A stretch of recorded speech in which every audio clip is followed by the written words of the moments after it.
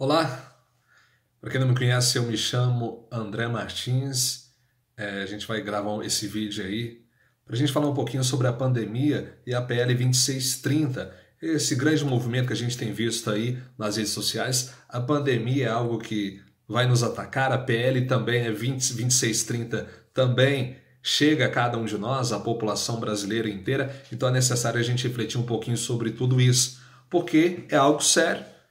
Trata-se das nossas vidas, trata-se daquilo que a gente tem visto no nosso meio social. Então, para a gente começar um pouquinho, vamos falar um pouquinho sobre a pandemia.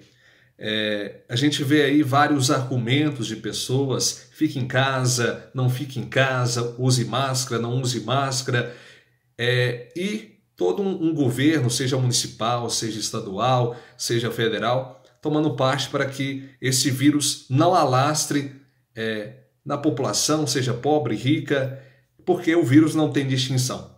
E aí nós vimos também, a gente for analisar, e aí a gente precisa também ter essa noção.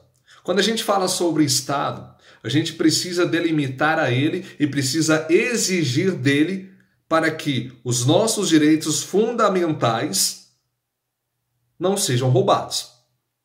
Por que eu falo isso?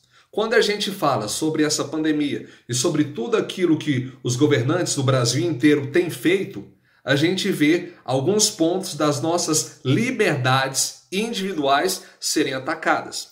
E aí a gente cita sobre o nosso direito de ir e vir, de você não trabalhar. Então, o direito de você ser multado, de você ser preso, que a gente tem visto pelo país, entre outras coisas, entre diversos outros decretos. Se a gente for ser conivente com essas situações, e aí a gente vê também algumas pessoas que apoiam esse tipo de atuação do Estado, a gente vai perdendo as nossas liberdades individuais. E se a gente for analisar também, quando se dá o poder ao Estado, depois é muito difícil a gente tê-lo novamente. Você concorda comigo? Quando a gente tem um direito roubado nosso, depois é muito difícil de ser adquirido.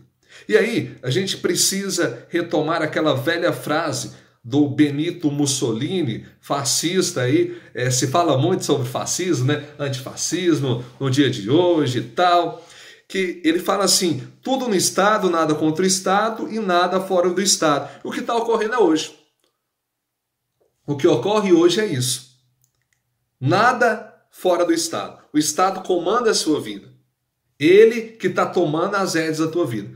Já parou para imaginar isso? E aí eu quero trazer uma reflexão. Eu não quero aqui falar sobre X, Y, falar sobre prefeito tal, vereador tal, deputado tal, presidente. Não quero falar sobre tudo isso. Eu quero trazer uma reflexão sobre aquilo que está acontecendo no Brasil, sobre a liberdade individual que pode se tornar, às vezes, até um totalitarismo. Por que não? Seja um totalitarismo municipal, estadual, ou até mesmo em esfera federal. Então, a gente precisa analisar sobre tudo isso. E a gente passa da premissa de que o papel que o governante hoje tem dito, falado nos meios sociais, é que você precisa ficar em casa, porque senão depois o SUS não tem leitos suficientes para você. E aí ele parte da premissa de que eu ofereço a saúde para você, então você vai ter que ficar em casa, porque eu mando em você. E aí não parte do pressuposto de que para que o SUS possa ser mantido, você precisa trabalhar. E não se analisa o pressuposto de que economia é vida.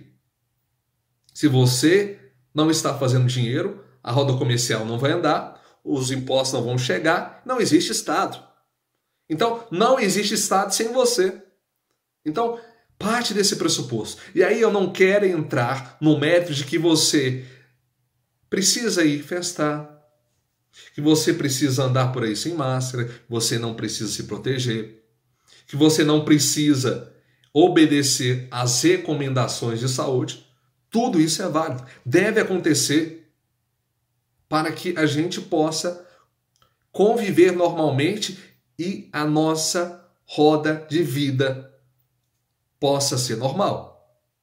E aí eu sigo mais uma vez. Esses direitos estão sendo roubados de cada um de nós com essa pandemia. Você está trancafiado dentro de casa há 100 dias. Você não pode sair. Você sai para o supermercado, sai para isso, sai para aquilo. E aí a gente faz também uma análise. Será que esse vírus, ele não está no supermercado? Ele não está na loteria? Ele não está no banco? Lá as pessoas estão imunes.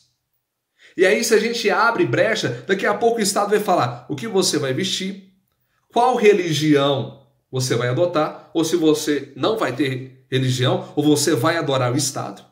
Porque o que está acontecendo é isso. E aí as pessoas não acordam para essa realidade. E aí a gente vê uma PL 2630, um projeto de lei contra as fake news, que nem se sabe o que é fake news, como regulamentar a fake news. Cria-se esse argumento e cala-se aquelas pessoas que não estão de acordo com aquilo que a patrulha quer que fale. Aquilo que os progressistas querem que seja dito. Não se tem uma voz para o conservador. E aí, a gente nem precisa entrar no mérito de que a gente vai defender conservador. O direito de fala conservador. Não. A gente está defendendo a liberdade de expressão de ambos os lados. E quando é retirado um direito de liberdade de uma parte de falar, não é liberdade de expressão. Concorda comigo? Então, é necessário que as pessoas acordem para isso. A PL 2630, se ela for aprovada pela Câmara dos Deputados, ser sancionada pelo presidente da República, ela vai calar você, vai calar as igrejas, vai calar o povo conservador. Por quê? Aquilo que é contrário àquilo que eles não, aquilo que eles querem falar, não vai estar na rede. Não vai estar na rede. E aí, até as grandes marcas se manifestaram contra. OAB, ONU, Facebook. Até o próprio Facebook está contra PL 2630. E aí, isso é muito grave. Isso é muito grave. É necessário que a gente acorde e se manifeste contra. E aí é bacana a gente ver nas redes sociais e o movimento da Ana Paula Vôlei, a Mariana Brito, jovens se manifestando aí, até mesmo a rede social Parler aí, que as pessoas têm adotado para que possa ter uma liberdade de expressão.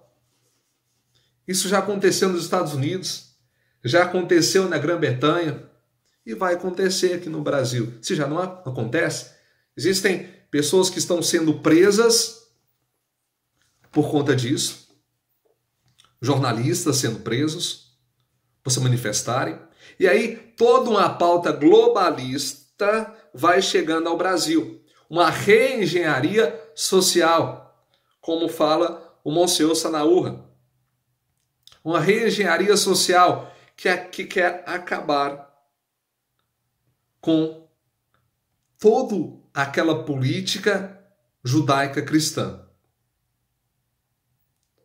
Os nossos preceitos morais, aquilo que a gente carrega no nosso coração.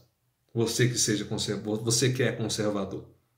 Então é necessário que a gente levante essa bandeira pela liberdade de expressão. Independente se você não é conservador, se você é direita, se você é esquerda, se você é centro, a liberdade de expressão deve acontecer. E aí, eu termino também esse vídeo falando sobre... Eu já postei isso aqui, mas a gente precisa reacender essa opinião e essa reflexão.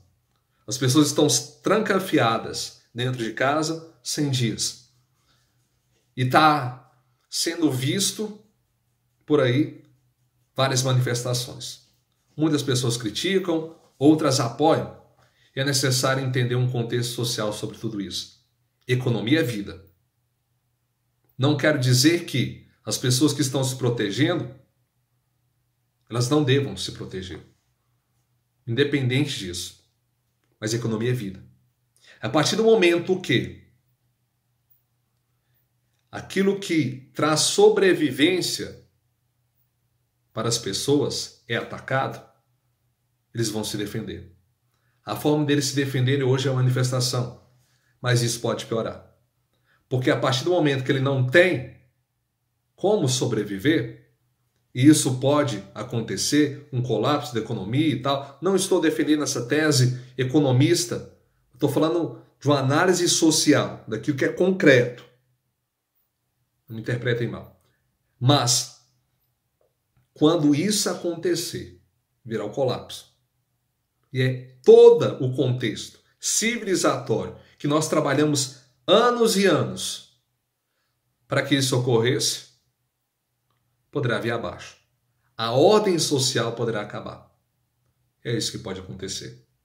E aí eu termino com a frase de Thomas Sowell, abre aspas, que fala assim: é difícil imaginar uma maneira mais estúpida ou mais perigosa de tomar decisões do que colocá-las nas mãos de pessoas que não pagam o preço por estarem erradas.